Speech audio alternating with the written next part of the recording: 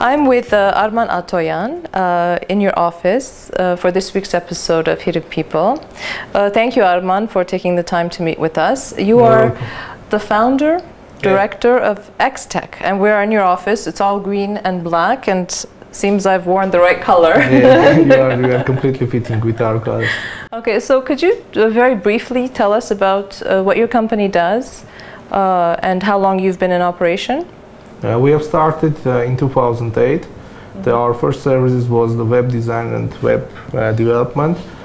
But after we start to do another type of services, like we started game development, we started web security, and also we started our own products. Such as Citybugs, for example, the social platform, and we have right now we are developing our own games. Okay. Before we get into Citybugs, which is an interesting initiative that you developed, that your company developed, and now it seems from our conversation earlier last week that might be now spreading to other cities in Armenia. But before we talk about that, I want to talk to you about the high-tech industry today in Armenia. How many people do you employ, for example? Does X-Tech employ? X-Tech is employing about 10 people. 10 people? Yeah, 10 people who are from different fields, like designers, developers, game designers, and web security specialists. And you have a roster of clients, you know, Amex, Eneco Bank, IPE School, a number of banks actually, Digitech Expo. We hear often times from the government that high-tech is the one sector of Armenia's economy that they really want to expand, improve. Oftentimes we've heard, you know, the Prime Minister saying that Armenia should become the IT sort of center of the Caucasus and all of that. And yet, in talking with other high-tech organizations, or the larger international organizations that have come to Armenia, like Microsoft or Synopsys, and they often say that they have difficulty finding the right sort of experts or people with the right training for that. How does that happen? It's a really big issue here because, for example, we are hiring some developers, and the guys who have finished the university, doesn't meet the criteria, because in the universities they are studying something, but it's not really the knowledge that they need to pass to the companies. Is it because there hasn't been improvement in the education to meet up with the fast-moving technology? Yeah, that's it. They need to get modern knowledge and modern technologies to get the education, to get the right knowledge to passing the criteria that the IT companies are making some ranks. But they are getting the old knowledge which is coming from the Soviet Union, and it's a big problem. The guys who have finished the universities at the moment, they are not meeting the criteria. So companies like we are doing it every time. We are bringing here some guys, we are teaching them. You're training them basically. We are doing some internship like here, and after a couple of months we are starting to give them the small projects, and they are growing up here. You're in your late 20s, so you graduated a number of years ago, and I'm sure 10 years ago it was even probably not as advanced, even if it has advanced at all, the education, the university system. So most of it was self-taught, or did you study abroad somewhere? Yeah, no, I just get the courses from the Lycus Europe. At that time, the Lycus Europe organized the course in our university, and I passed their courses. If it will not happen, I do not know. I will be in IT sector right now or not, because at that time I was learning for myself, but it was not enough. Do you see Armenia becoming sort of like I don't even know if I can make the correlation, you know, like a Silicon Valley of the United States, or could it be a center for information technologies in the region? Right for now, it's just a good dream. Right now we can dream about it, that someday it will become, because the tempo of the growing, it's not too big to achieve that results. So in your opinion, or from what you've said and from what we hear and what we read, there has to be a more aggressive policy that's implemented by the Ministry of Education, perhaps with the Ministry of Commerce or Finance, you know, to understand what the market demands are today, so that we're not, you know, accepting 500 students to become lawyers when we really need only 50 lawyers, and yet we're only accepting 50 kids to study in your field when we need 500 of them. So there has to be that kind of a balance. Yeah, I agree. It's some type of issue of the government that they need to think about it more.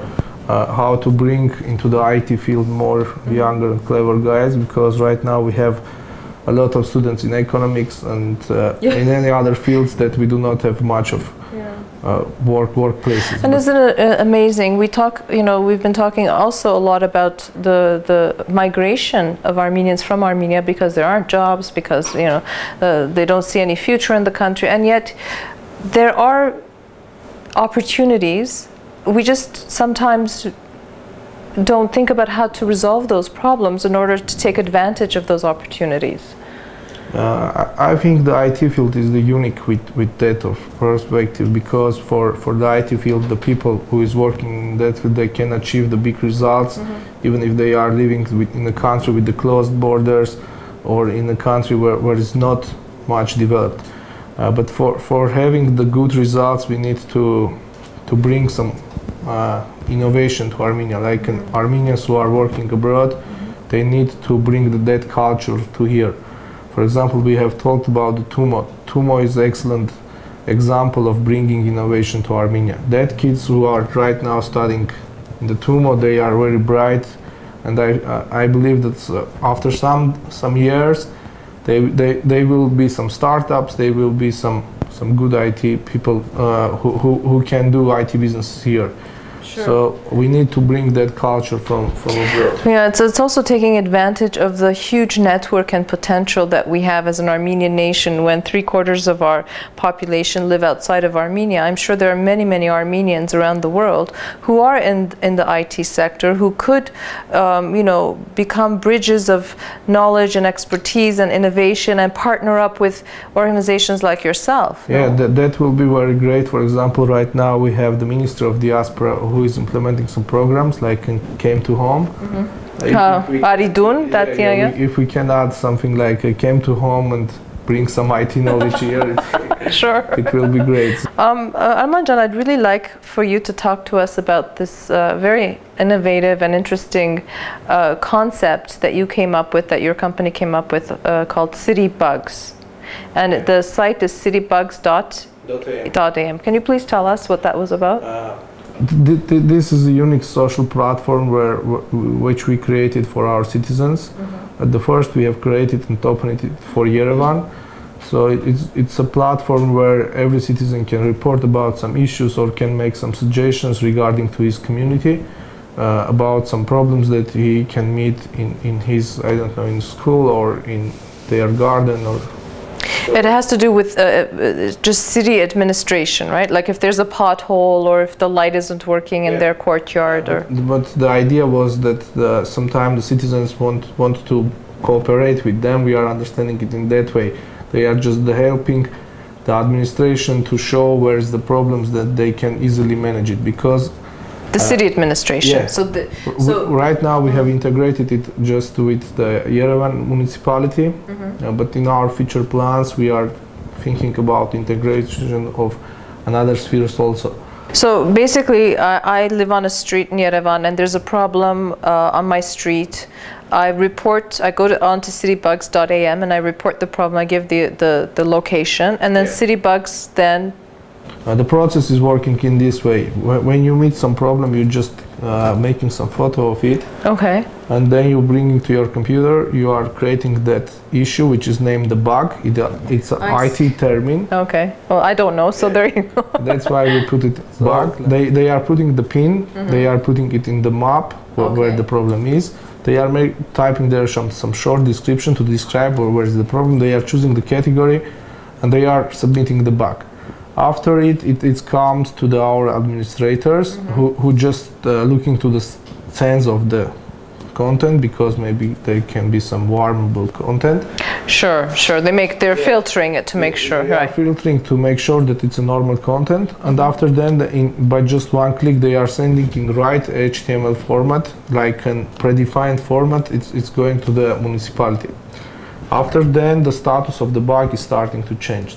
It's going to the bug is forwarded to the municipality.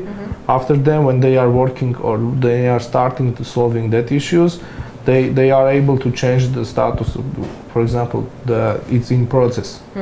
After then, they are sending the notification that the issue is solved. Okay, question. City Hall could have told you, you know, I'm glad you developed this social platform to get people, but I don't have to deal with any of this. Could they not have said that? The people who are writing that bugs, they are previously doing it in Facebook or whatever else, or they are maybe sending some envelope to the municipality, or they are writing direct email. But this is the good way to show all the stuff in one map. So the people are loving that stuff, that they can, for example, meet some problem which is related to their workplace, or so they can share it onto the Facebook, onto the Twitter. So it's getting a lot of buzz, and we are understanding. The bugs are getting a lot of buzz. Good one. And the solution of the bugs, it's always good for the city administrations, because they are showing, for example, if let's suppose there is 200 likes for some bug.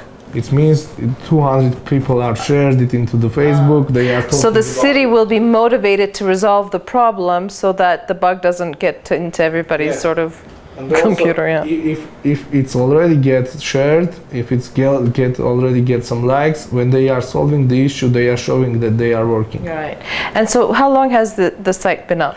We opened it in October of 2012. Okay, and how many people have actually filed or listed bugs? There is about 300 bugs, and about 50 is already solved. So 50 from the 300 have been solved by the city. Yeah. And the reaction by those who have actually, you know, taken part, interacted with it. Yeah, they are very glad, because when you are doing such kind of thing the first time, I think you are not believing that it will happen. Yeah, because we've all become a little cynical, sure. You are understanding that you are writing something in some site, and you, I think, never believe that it can be solved. Right. But the situation is changed now, and I think the people are start believe to the IT technologies. Because they are seeing that it's quite powerful. Because they are seeing something which is happening, for example, from Facebook, that then is directly changed to the real life.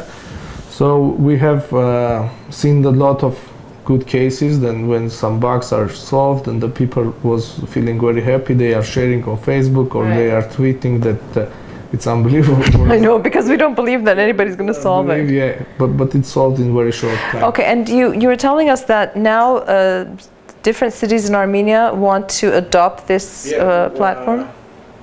We are working with the Eurasia Foundation. Eurasia Foundation, and they have founded the spreading, let's say, the platform to the other cities. Which cities? Do you know? No, obviously you know. Sorry.